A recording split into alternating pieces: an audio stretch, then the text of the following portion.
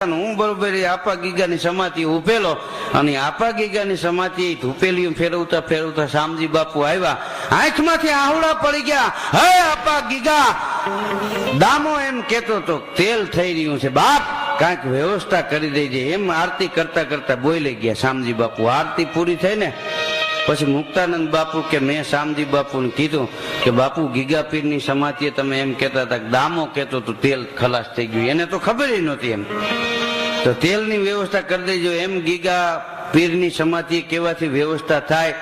તો મુક્તાનંદ બાપુ કે શામજી બાપુએ મારો હાથ પકડી લીધો. એ કે તમે સાધુ ઉઠીને શું શંકા કરો છો? હજી હાથ મૂક્યો ને ત્યાં એક માણસ દોડા દોડા આવ્યો કે બાપુ તેલના ડબ્બાની ગાડી આવી છે.